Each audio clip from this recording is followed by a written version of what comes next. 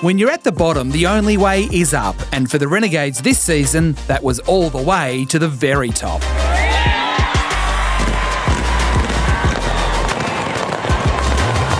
Once again, Hayley Matthews showed her all-round class. Fine space. It's just the lovely hands from Hayley Matthews. And straight away, Hayley Matthews gets the big wicket. And when the game was there to be won, how fitting it was. The ball was in the hands of Sophie Molyneux. The Melbourne Renegades, after finishing last in WBBL 09, finished top of the table this year and can now celebrate being WBBL champions. The new champions have been crowned and the town has been painted red and black. This is The Surge. Hello everybody and welcome to the last edition of The Surge for the WBBL season. As we've just said, we've got a winner. The Melbourne Renegades crowned champions at the MCG over the course of the weekend. Adam White and Kirby short to wrap it all up, to make sense of it all, and also to celebrate with the Renegades players. We'll have two players with us shortly, and then a little bit later on we'll have the coach as well, Simon Helmot. They're at a long lunch, so hopefully they're behaving themselves and everything will be okay when we chat to them. Kirby, a special day at the MCG. We had a dramatic final where we had a bit of rain, we had a bit of everything. We had a superstar in Hayley Matthews do her thing, and we saw the Heat. Well, they crashed a little bit at the top. It was absolutely everything we wanted. It's the season in one match, wasn't it? I think we've had so many close games. We had the very final round of the home and away season dictate how the top four would finish. So it kind of makes sense that the final felt a little bit the same. Absolutely. So let's go back to the start. The Heat winning the toss, and as they seem to have done all year, it feels like, and they sent the Renegades in and we thought, okay, the Heat have got it on their terms. But even the way that the Renegades started, while they were losing early wickets, they didn't lose Matthews and they didn't lose their nerve. It was interesting, wasn't it? Because you go into that contest and that's the first time the Renegades have played in a final. The Heat in, I think, 8 of the 10 final series, been there, done that, won titles, and yet it felt almost, well, initially it felt like the Renegades were a little nervy. They lost a couple of quick wickets and you just sort of thought, how is this going to go for them? It felt like it might be a little bit of a runaway train. The moment had got the better of them. And then it was the grinding sort of innings from Hayley Matthews that really had them pop out the other side of that. And it then almost shifted completely to be the experience of the Brisbane Heat actually looked like they were the ones that were quite flustered. And it was the composure of the Melbourne Renegades, in particular Hayley Matthews, with bat in hand. So yeah, it was a funny topsy-turvy sort of match, and it started looking like the inexperience was sort of overwhelming them. And then as that 20 overs went on for the Renegades, you just watched the class of Hayley Matthews almost problem-solve her way through what was actually a reasonably tricky wicket, particularly in terms of what parts of the ground that she wanted to access, and then went bang right at the back end. It was a tough watch because Hayley hit the ball in the air a lot, but it never seemed to go where the fielders were. And then in that last sort of four or five overs where she took control, she played, I won't say properly, but she was in total control, and it didn't feel like any ball she could get out. But it would have been a tough watch in the Renegades dugout, the way that she went about it. And equally, I think for the Brisbane Heat, feeling as though you're about 1 metre away 5 or 6 times from taking that wicket as well. So, and they would have felt, particularly with that bizarre run out of Deandra Dotton, there were so many strange things that happened in the first about 5 overs, I think, of that Renegades innings. So sport's funny, isn't it? You almost, now you look back at that circumstance and think, gee, it just wasn't on our side. If you're the Brisbane Heat, you think those line balls, those 50-50 moments, the ball just evades a fielder a couple of times and you go, well, perhaps it wasn't meant to be our day. So the question I've got for you is someone that's won 2 championship titles as captain. Was it luck from Hayley that she rode her luck, or is it that's the way she plays and that's the way the Renegades play? Because there were some pretty ordinary shots played through their innings, but if the intent's positive, is that okay from a Simon Helmot point of view? I hope that makes sense. Yeah, I think the challenge faced by Hayley Matthews is her brand is actually quite well aligned with the Renegades' brave and aggressive, bold type of approach. And that's how they've spoken for a couple of seasons, the Renegades. It didn't necessarily translate last season, but it certainly did this year. So I think part of the recruitment strategy for a team like the Renegades and the Heat, to be honest, is we want to play a particular way and therefore we'll recruit accordingly. And Hayley Matthews has been part of that fabric now at the Renegades for a fairly long period of time. She probably feels less like an international now that she's been around the group for a number of years and been their captain as well. So I think not necessarily riding her luck in the sense that that is how she plays. I think the evolution in her game, and you forget how young she is too because she's been around for so long. Right. She's still in her 20s, but she's captaining her country. She's one of the best all-rounders in the world. And I think her capacity to get through what would have felt really ugly just speaks to her class. And if you look at some of the best batters in the world, male, female game, no matter what format of the game, sometimes you get to the end of an innings and you think, gosh, I have no idea how that number's on the board. It was disgusting to look at, but I got a number there for my team and that's really all that matters. And it's the best batters that can figure their way through that, what feels really uncomfortable and really disjointed. And she had no timing and she was trying to hit Grace Parsons back to Sydney and it just wasn't working for her. But the fact that she, for sure, maybe a little bit of luck, maybe it was meant to be her day and the Renegades' day.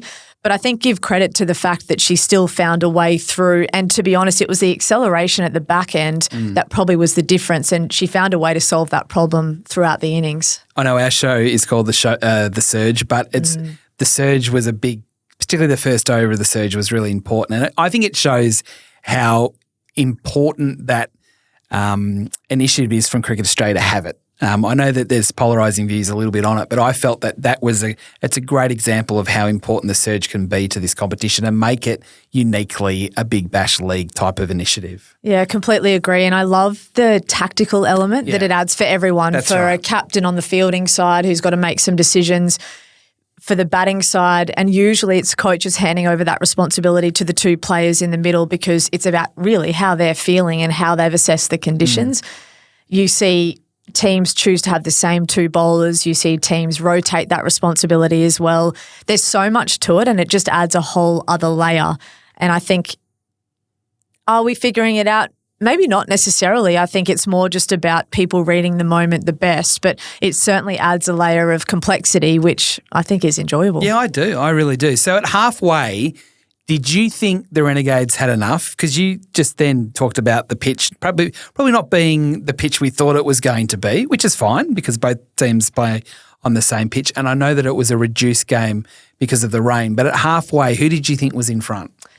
I think the Renegades would have been really pleased to have put 140 on the board, and I think the Heat would have felt, looking at the surface and looking at the day and how the conditions were, that it probably was a little bit below par. Lauren Winfield-Hill was speaking throughout that innings actually and sort of said, if we could keep them to 140. So obviously within that group, they felt like that was gettable.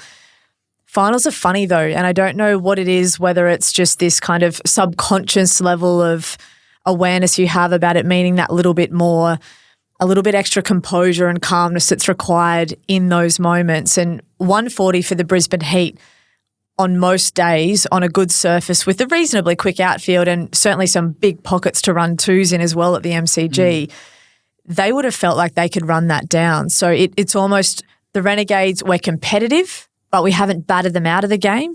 And the Heat would have thought, you know what, we can get that.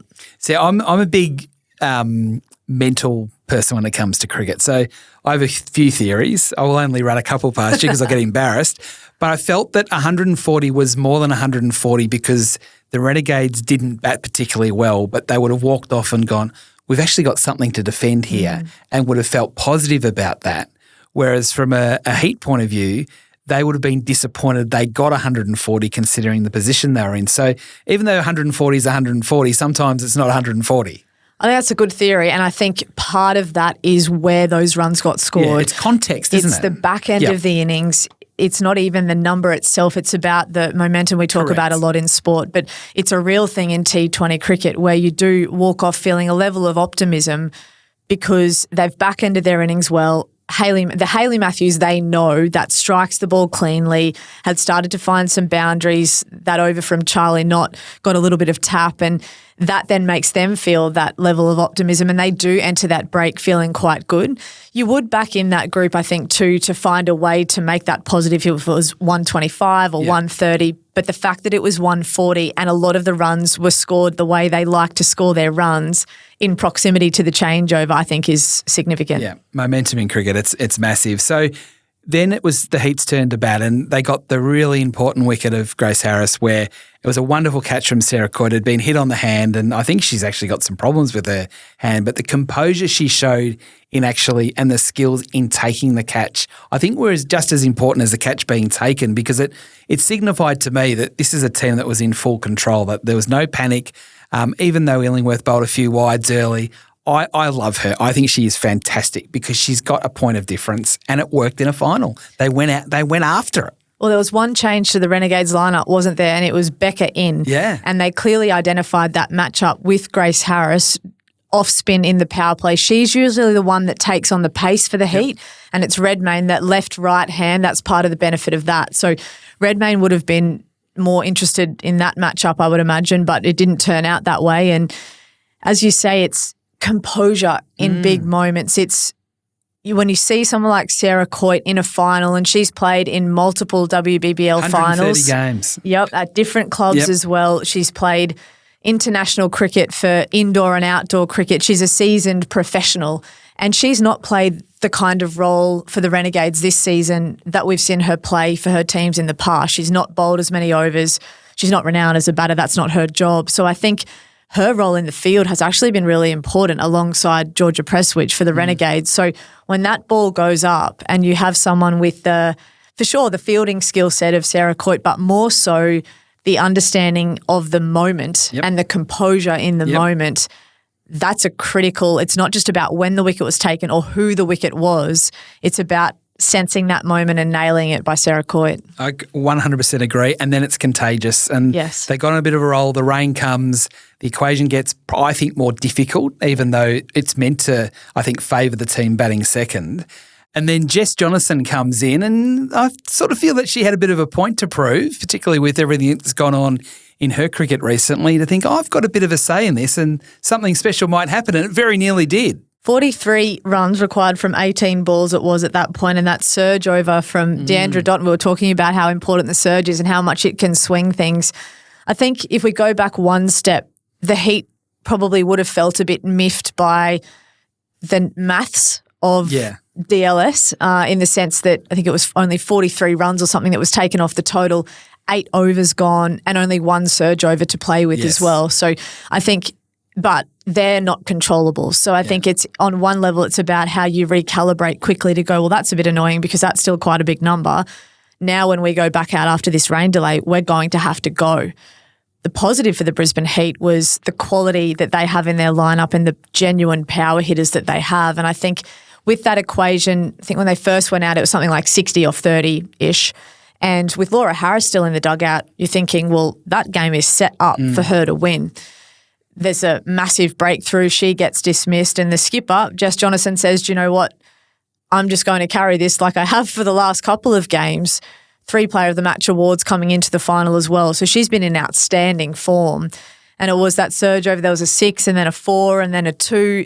And they probably missed the opportunity to take another 2 in that surge over. Lauren Winfield-Hill stayed on strike, Jonathan at the other end. And then again, you talk about little moments that don't feel massive, but that was a big one in terms of the momentum of that innings. Yeah. So from a Brisbane Heat point of view, the game was won by the Renegades. I won't say comfortably because I don't think it would be fair to say it was comfortable from a Brisbane Heat point of view. But the thing that stood out to me is that their guns didn't fire in the final. Is there potential scarring from something like that, or is that it's just the way it was on that particular day? Because it's very rare outside of Jonathan for all of them to fail with the bat on the one day. It's a really interesting one. I think about the successful campaigns for the Brisbane Heat previously and talk about there being good and bad times to lose games. And the Heat have been known to have those sorts of collapses from time to time. And they won, I think, 5 or 6 games consecutively heading into the final. And it's almost like you want that little crash and burn to happen before it's a knockout stage. And they were in such good form. And it was Jess Jonasson largely in those last few round matches that was really dominating and controlling run chases and taking consistent wickets. So I think not so much scarring as part of the volatility of the way that the Brisbane Heat play cricket is that sometimes those clumps of wickets fall. So I think it's not a mental thing of, we choked in that moment, or I think that's just the nature of particularly less so Grace and probably more so Laura, if we're being fair, the nature of how she attacks her cricket. Sometimes she'll miss and then when she hits it goes and you know what you're going to get from that and that's the risk you take.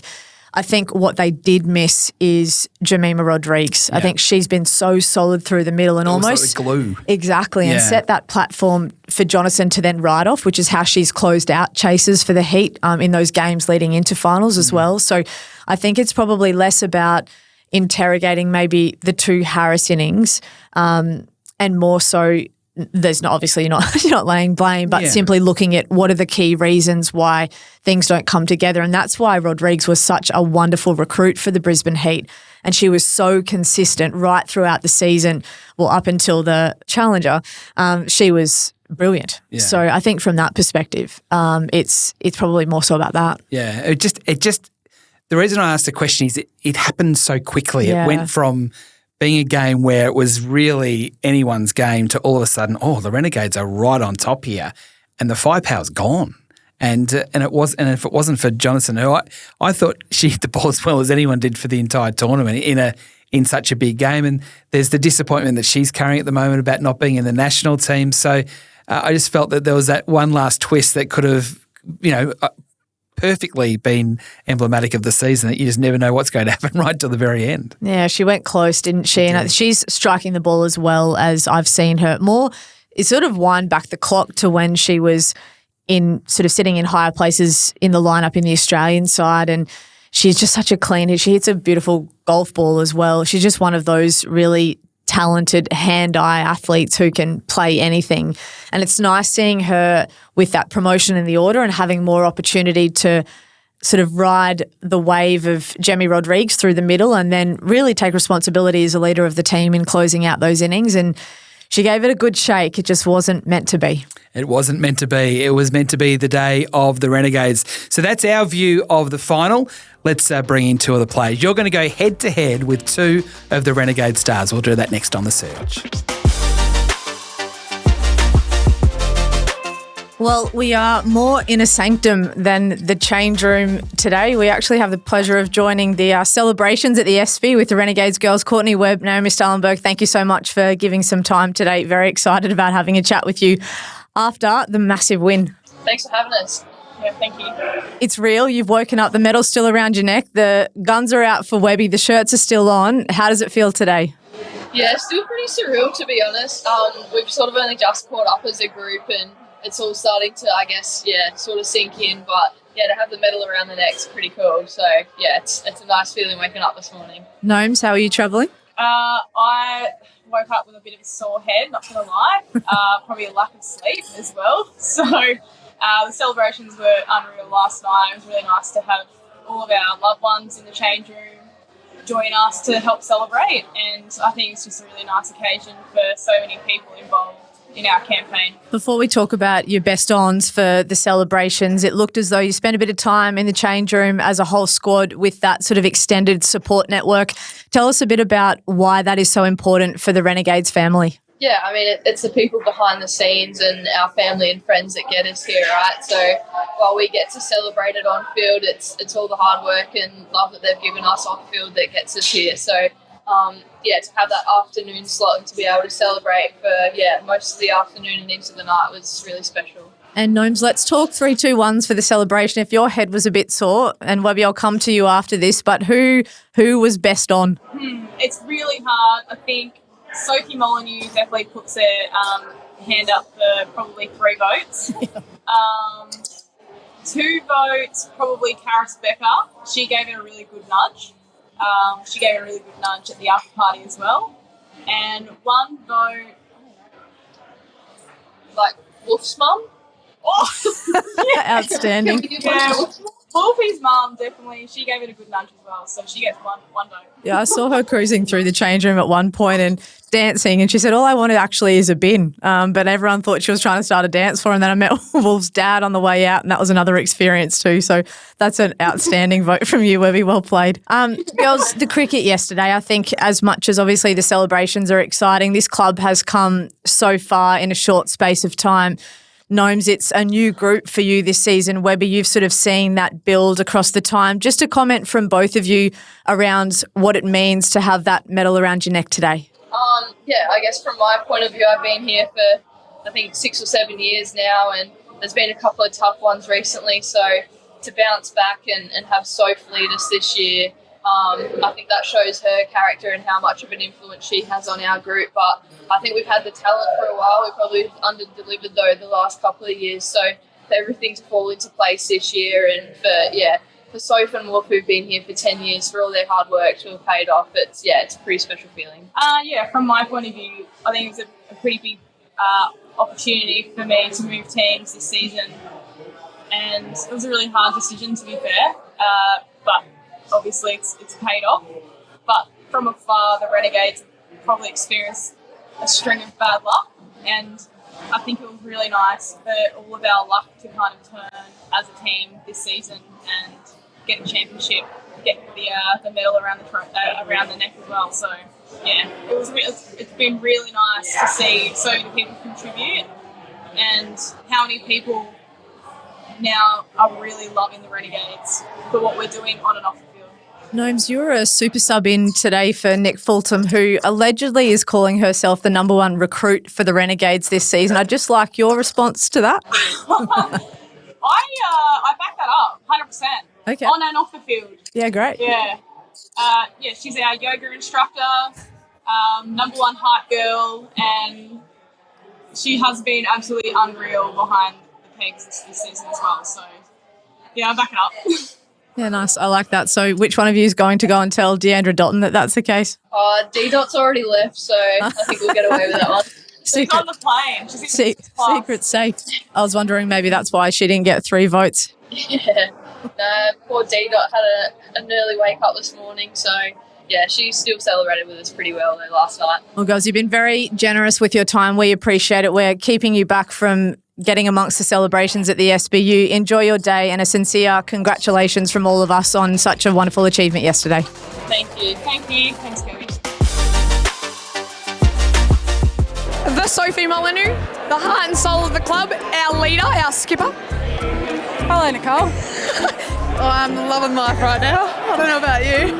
We saw some pretty epic dance moves last time you were at a very big occasion here at the MCG with Katy Perry. We're going to see any of those tonight, and if so, can we get a sneak peek? Don't be modest now. I will dance at some point, maybe not now. Just want to know who your recruit of the season would be. Well, the person that's sitting next to me is pretty good. I beat the world boss. You heard it here first. Don't tell her that. Deandra, your name is the world boss. Are you still the world boss, or does Hayley take over? I'm still the world boss, but she gets the boss of the day. Yeah, every boss of the day. Tomorrow, who's going to be worse for wear rocking up for our lunch? I'm going to say Georgia Prestwich or Emma DeBro. Yeah, I've got the great Georgia Prestwich here. Now, Frog, just want your predictions for the night. Predictions as in best or worst. Whoa, what's going on with that voice already? Swallowed a frog. It's kind of weird we call you Little M's, because what's going on in the arm department? A lot, I'd say. Probably heaps. Now, if we were to move on, are we getting changed, or are we leaving just the vest on? Just the vest. Always just the vest. You heard it here first. Am I recruit of the season? If I had to do a vote, I reckon Nick Fulton was the recruit of the year. I put that much bait on it. I've thrown out the hook and I got the answer I wanted. Millie Illingworth, also a tie. Okay. Well, Naomi Stalenberg. Georgia Wareham said D-Dot, which was probably fair. D-Dot's going to running between the wickets training tomorrow morning. Hayley knows this. Hayley Max is laughing in the background. Joseph and Julie, what you've gone through, mate, we're just so proud of you. We love you very much.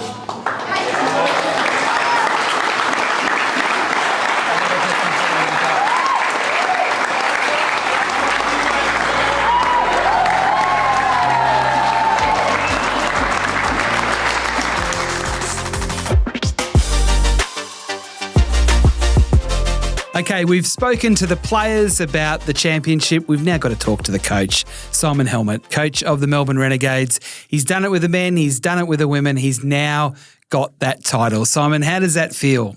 Premiership winning coach. Whitey, Kirb, thanks for having me. A lot of relief. I woke up this morning feeling very satisfied that, we had a successful campaign.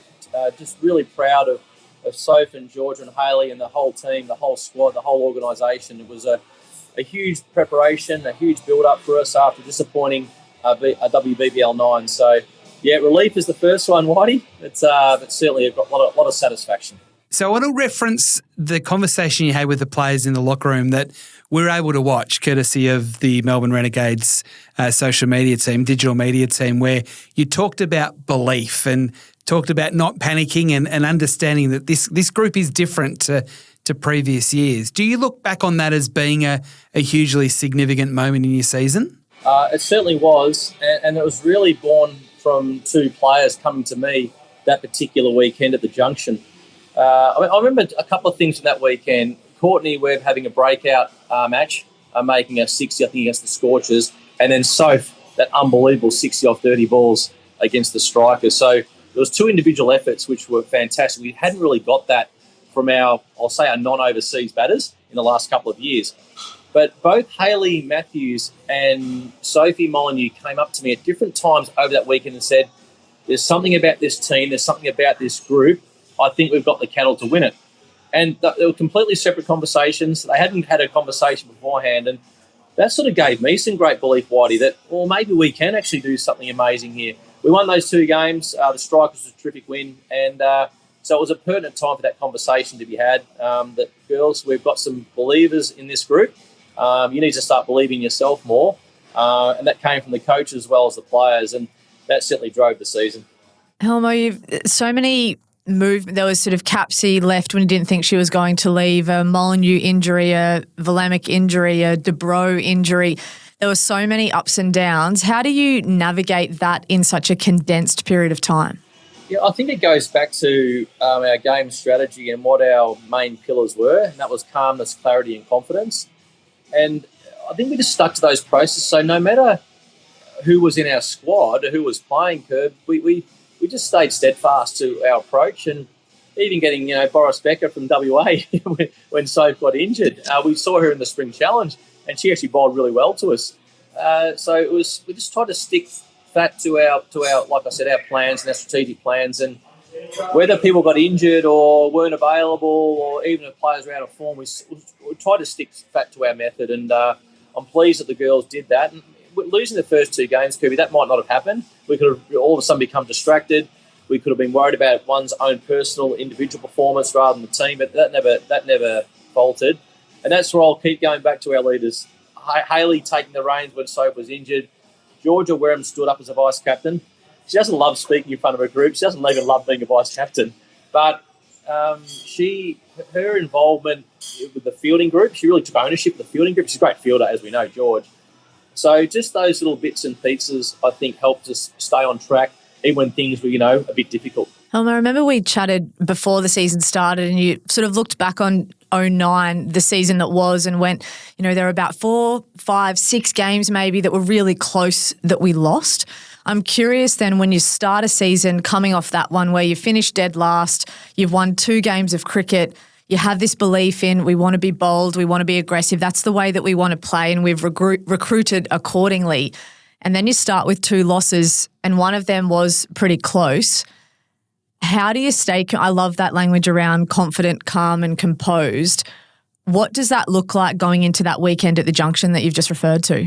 Yeah, we didn't change. All we had to try and do was take away the word win and the stress of trying to win. And I just remember that particular day, we did all our strategic planning and our preparation, both on opposition conditions and our own roles.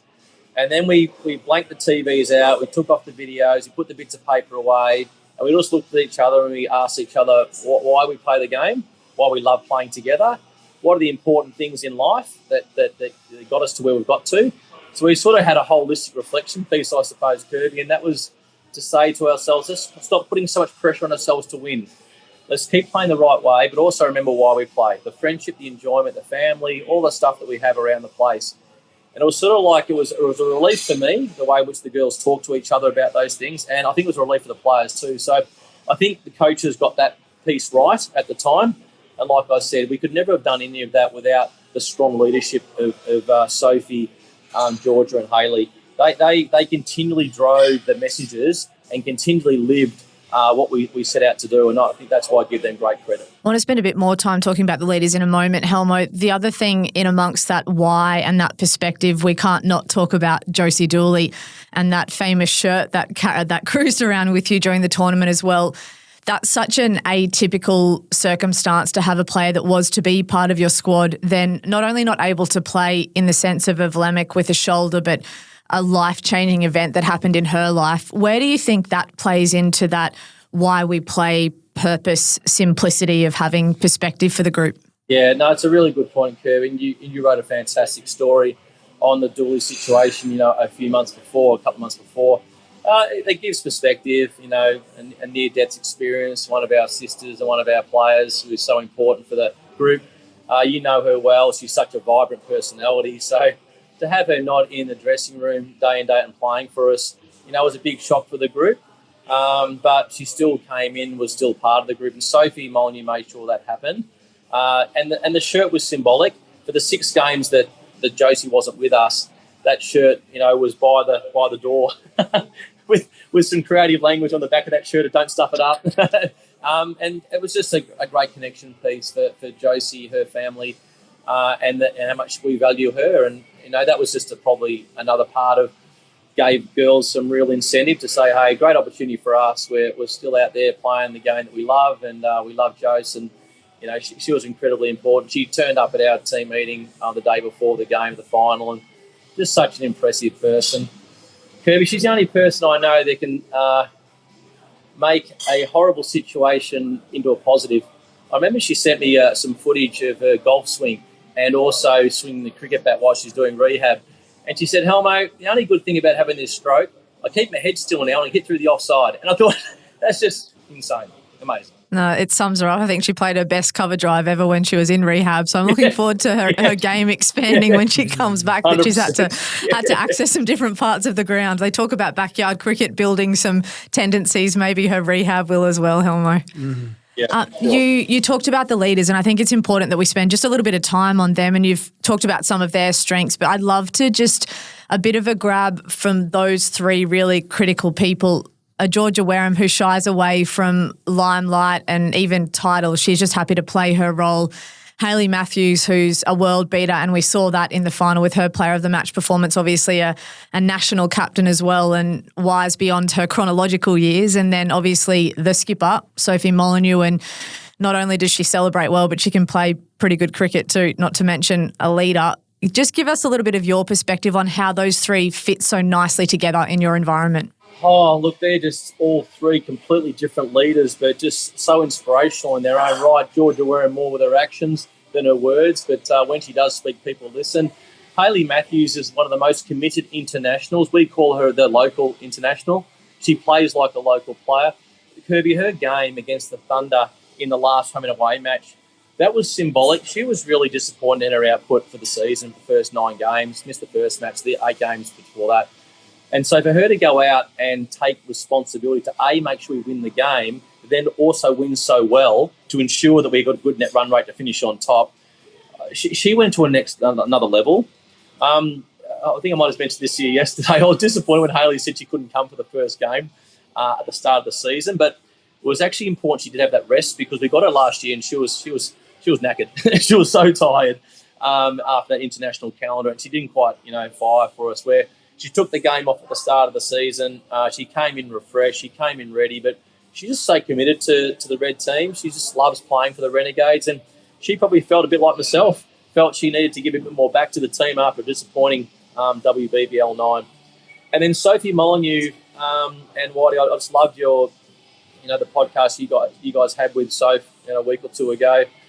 She just cares so much for her team, for her fellow teammates, and as she states, sometimes cares too much.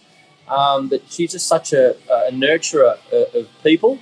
and such a wise and knowledgeable cricket captain. She can't be underestimated. Her knowledge, her game understanding. But again, this is Kirby. You probably know this a lot better than I do. The age profile of the Renegades has changed when I first arrived. It was more 20, 21, 22. Courtney Webb, Soph and George, both a similar age, even Hayley. But now they're more 25, 26-year-old girls who've played cricket for a long time. Some of them have played 10 years in this Big Bash. They're really coming into their own. We often talk about with the men's game, Whitey, that at sort of 27, 28, that's the age where we think a player might peak. I think the girls often are thrust into high-performance programs if they have talent a lot earlier. And so this age profile did work. And people have talked about, this belief part, which is correct. But the culture and the environment of the Renegades the last 3 or 4 years has been very good. There's been no cultural issues. We just haven't been playing very well. Where I think timing now is with age profile, with experience and confidence, we probably found a sweet spot. So there was a whole combination of events that have happened this year, but it still goes down to people running the team. You have to run the team well, and those 3 players were just brilliant. And I will say to Nick Fulton, who's been a leader in Victoria, Sarah Coyce, an experienced player, Naomi Stalenberg, who's played for a long, long time, Georgia Presswich, who had different roles, and obviously Courtney Webb had a breakout year.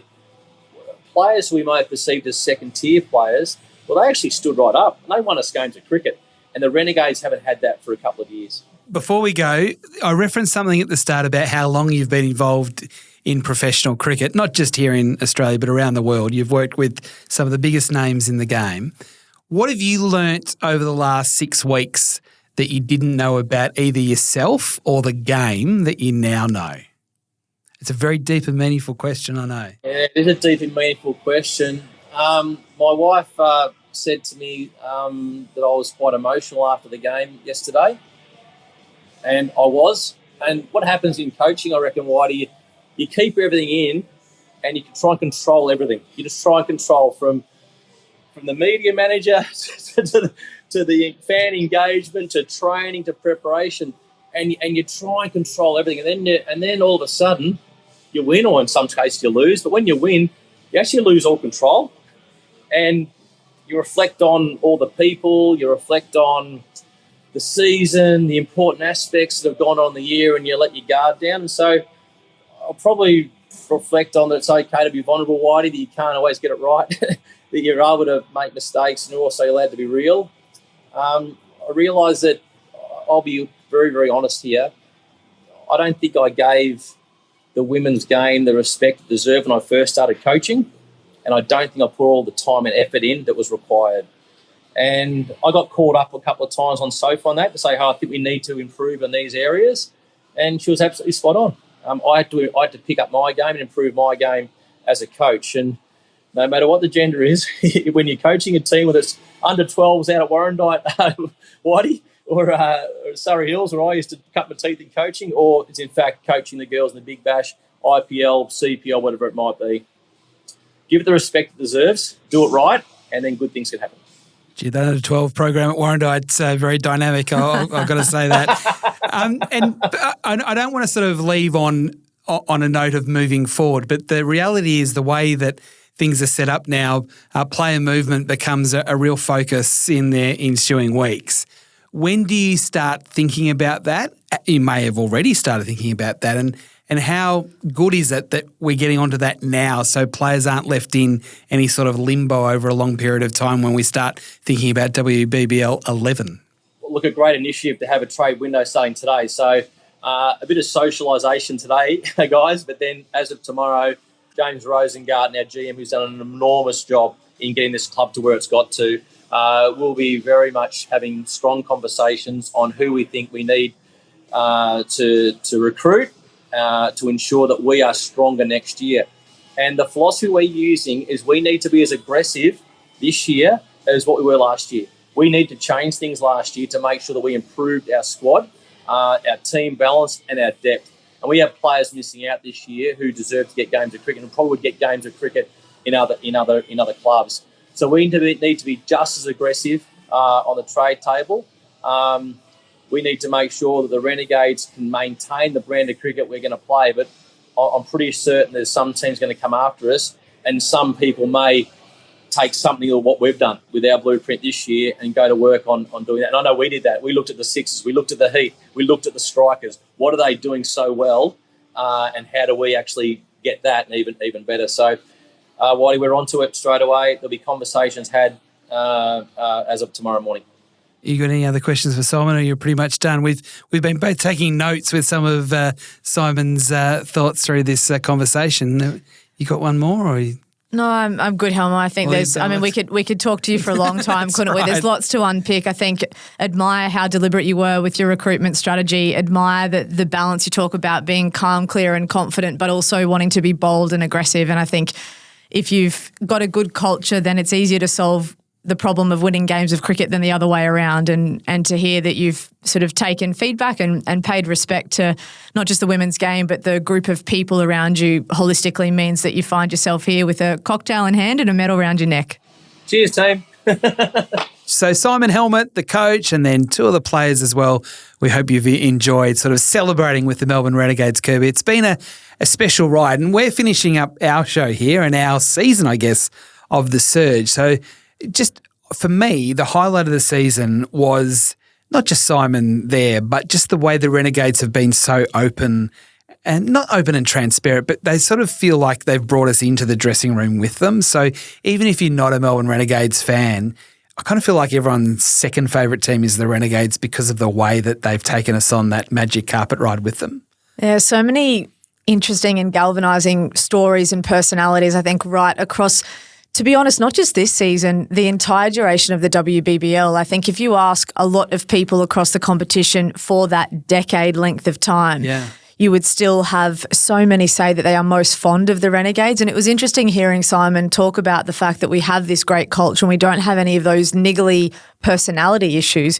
We actually just weren't winning games of cricket. Which is tough considering they haven't won games of cricket, that it hasn't become an issue. And fascinating. I think that's the truly unconditional nature of that environment. And I think that's what ultimately means that it might have taken them 10 iterations of this competition, but they did get there. And it's no surprise too that a common thread of that, not just Helmo in recent years, but Sophie Molyneux and Georgia Wareham right from the beginning. You cannot underestimate the importance of the tone that leaders set, and he spoke so fondly about their contribution too. And of course, the Renegades, well, the Surge is on the bandwagon. We have been all year because we've had Hayley in here, we've had Sophie in here as well, and then obviously with what happened today. Just a final reflection on the season that was. Is there something that sort of stands out for you as a highlight?